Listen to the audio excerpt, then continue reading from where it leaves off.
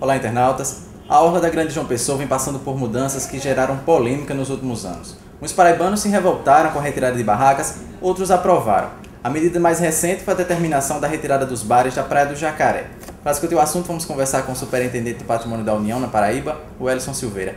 Welson, por que tanta interferência na orla da Paraíba e por que esses bares da Praia do Jacaré também devem ser retirados? É um projeto nacional, a nível nacional, de ordenamento e requalificação de toda a orla costeira. Então, é um projeto de parceria com o Ministério do Meio Ambiente e o Ministério do Planejamento através da Secretaria do Patrimônio da União, que é o projeto Orla. Esse projeto ele visa trazer a população diretamente atingida ou diretamente envolvida para participar de todas as decisões e juntamente com a Prefeitura e as instituições governamentais e a entidade civil, a sociedade civil organizada. Então, vários projetos de intervenção aqui na Paraíba já foram objeto, de atuação pela Superintendência do Patrimônio da União. A exemplo das barracas de Cabo Branco e Tambaú, na Praia do Bessa, na Praia do Seixas. Em João Pessoa, especificamente, quase 75% da orla já foi objeto de intervenção e de requalificação, e a população pôde observar essas melhorias. Em Cabedelo não podia ser diferente, e também existem alguns processos de ordenamento, assim como no município de Lucena, do Conde, Mataraca e Pitimbu. Então o nosso objetivo é alcançar toda a orla do nosso estado. A Praia do Jacaré é um dos pontos mais conhecidos da Paraíba, né? Muitos turistas visitam, é um local de bastante destaque. O senhor não vê prejuízo, assim, um grande prejuízo no turismo, caso esses bares sejam retirados? Vejo sim, e com certeza isso foi objeto de discussão, né? Cada município ele forma um comitê gestor, né, do projeto Orla. Esse comitê ele é formado de forma paritária pela entidade civil, sociedade civil e as entidades governamentais. Então todas essas questões elas são colocadas. A gente sempre teve a questão da preocupação com o social, a preocupação com a geração de emprego e renda, a direta e indireta. Então a gente sabe da afetação que isso como vai atingir a questão do jacaré. No entanto, isso não pode ser colocado em contrapartida a uma questão de preservação do patrimônio e preservação do meio ambiente.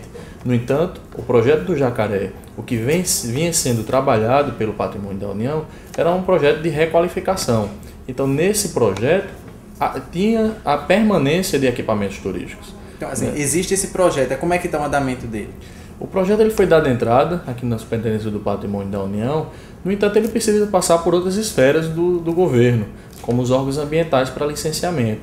E a Prefeitura estava pendente o projeto hidrossanitário, que era o que vem a trazer uma solução para as águas de esgoto, né, e a cozinha desses estabelecimentos. E, segundo a Prefeitura nos informou, na próxima semana esse projeto final ele vai estar sendo apresentado. Posteriormente será encaminhado para a SUDEMA para que seja feito o licenciamento.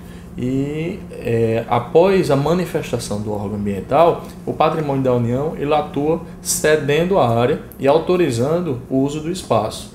Então, assim, existe a possibilidade desses bares da Praia do Jacaré permanecerem no local? Existe sim a possibilidade, no entanto, o Ministério Público ele não foi razoável, né, na sua orientação de determinar a imediata notificação e remoção dos estabelecimentos. Nós ponderamos, estamos solicitando a ponderação do Ministério Público, quem sabe até a possibilidade de se firmar um TAC, chamar todas as entidades envolvidas, porque não é simplesmente o Patrimônio da União que está envolvido. Essa é a questão que discute a parte patrimonial, mas também, principalmente, se discute a questão ambiental, que não é de competência da Superintendência do Patrimônio da União, mas sim do IBAMA, da SUDEMA, da Secretaria de Meio Ambiente do município de Cabedelo. Então é preciso chamar o feito à ordem e chamar cada órgão na esfera de sua competência para que se manifeste. Assim como o Patrimônio da União está assumindo a linha de frente e efetuando o seu dever legal, mas a gente deixa uma pergunta: será que o Ministério Público, com a mesma agilidade, a mesma rapidez e o mesmo rigor que está fazendo essas recomendações ao Patrimônio da União, também fez aos órgãos ambientais? Eu não vi nos processos ofícios e recomendações a esses órgãos para que eles se pronunciassem. E a questão mais discutida é a questão ambiental e de preservação do meio ambiente, já que trata-se de uma área de preservação permanente. O Estado e a Prefeitura, no caso lá em Cabedelo, estão se mobilizando para tentar preservar aquela área? Como é que A prefeitura, a própria SUDEMA tem assento no Comitê Gestor do Projeto Orla e está a par de todas as discussões e todas as situações. É certo que o processo vem se arrastando há anos e nesse ponto o Ministério Público tem razão em cobrar um posicionamento mais eficaz e eficiente dos órgãos. O que nós entendemos e o que nós vemos reiteradas vezes oficiando é que os demais órgãos cumpram as suas atribuições e essa deve ser a função do Ministério Público em cobrar dos demais órgãos para se alcançar o objetivo final. Se for dito por todos os órgãos que há a inviabilidade, se os órgãos ambientais se manifestarem desfavorável à possibilidade de uma permanência de equipamentos na forma apresentada pelo projeto, o Patrimônio da União não vai se opor de forma alguma à sua retirada. A forma como as barracas estão hoje, elas estão irregulares, isso é inquestionável. O que a SPU defende é que haja uma mudança lá, mas que elas não sejam retiradas, né? Nós defendemos que haja uma total requalificação da orla. Isso vai desde a questão do uso de equipamento do solo, do uso de espelho d'água, até a proposta de solução hidrossanitária.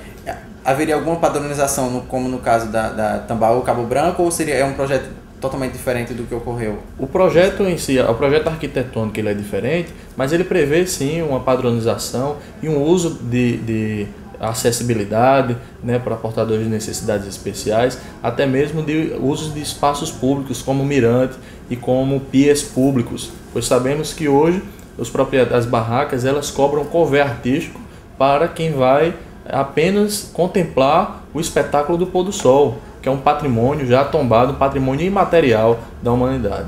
Então o pôr do sol ele é público, da mesma forma que os espelhos d'água é público, da mesma forma que a área de preservação é pública. Então quem se sujeita a explorar uma área pública, ele deve ter seus condicionantes. Primeiro, a ocupação não pode ser de forma gratuita, é preciso que haja uma concessão de exploração e até mesmo uma licitação seja precedida. Nós não defendemos que aqueles mesmos proprietários sejam os contemplados, mas que eles podem muito bem participar do processo licitatório e ganhar a licitação e continuar com essa exploração. Eu só acredito que o Ministério Público, quando faz essas recomendações para retirada, você acha que eles não estão avaliando, assim como é que você avalia? Eles não estão levando em conta esses prejuízos ao turismo? Olha, eu entendo e respeito demais a posição do Ministério Público, a sua atuação é extremamente importante na fiscalização e no cumprimento da lei.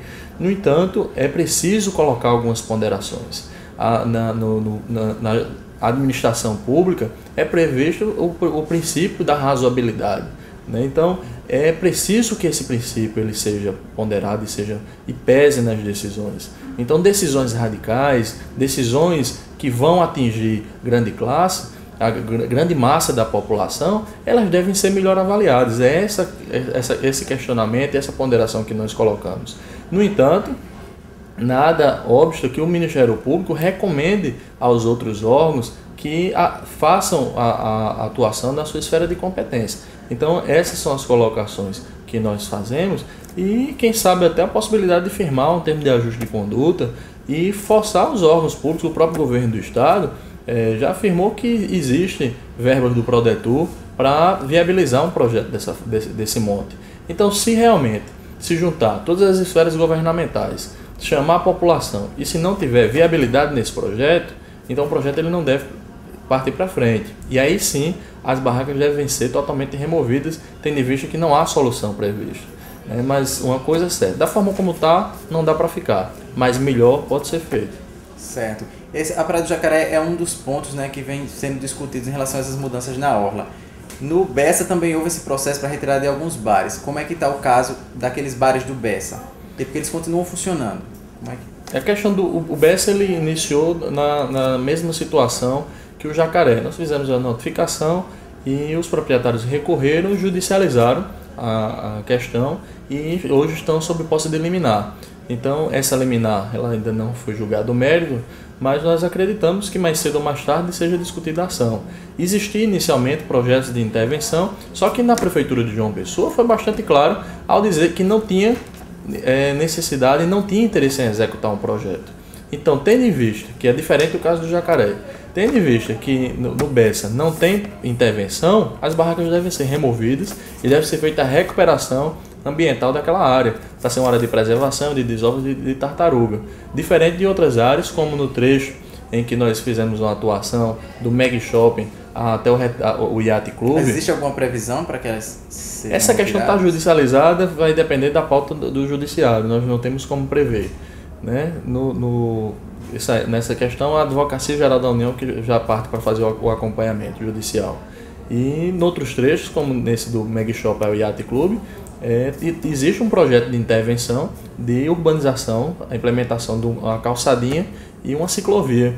Né? Então, onde antes era piscina, quiosque e os jardins, né, das mansões... Algumas áreas, inclusive, já foram retiradas, né, dessas tinham 99 casas, imóveis entre residências e edifícios, e desses aí, de 98, 90 recuaram. O restante ficou sob força de liminar, né, da mesma forma que as barracas, e ainda permanecem ocupando. E a prefeitura ficou responsável de fazer um estudo de impacto ambiental. Então, assim que esse RIMA for realizado, as obras elas já podem ser implantadas, trazendo benefícios para toda a população. Então, onde antes a praia era usufruída apenas por alguns particulares privilegiados, toda a população vai poder usufruir. Então, onde você antes só tomava banho de piscina e churrasco, se o proprietário lhe chamasse, você vai ter livre acesso para poder fazer sua caminhada, fazer seu Cooper. Certo. Tem algumas outras áreas também que estão alvo aí de mudanças? E João Pessoa, que é um grande espelho, inclusive destaque em nível nacional, você tem a recuperação do mercado do peixe, a reforma do mercado do peixe. Quem não lembra, aqui em João Pessoa, como antes era a situação do mercado do peixe, a gamileira, né, as barracas que foram removidas e foi feita toda a requalificação daquela parte da gamileira e a praia de Manaíra. A praia dos Seixas já tem um projeto também de intervenção aprovado, junto com a Praça de Iemanjá, a Praça do Sol, a Praça dos Seixas, e restando agora, que é o último trecho que nós estamos trabalhando em João Pessoa, que é a praia de Jacarapé, a praia de Gramame, né, que são as praias mais do litoral sul de João Pessoa que estão mais prejudicadas. Mas no Conde também já existem projetos urbanísticos aprovados, né, como na praia de Coqueirinho, que prevê a remoção de barracas na praia de Coqueirinho, mas a reforma com a requalificação de todo o espaço.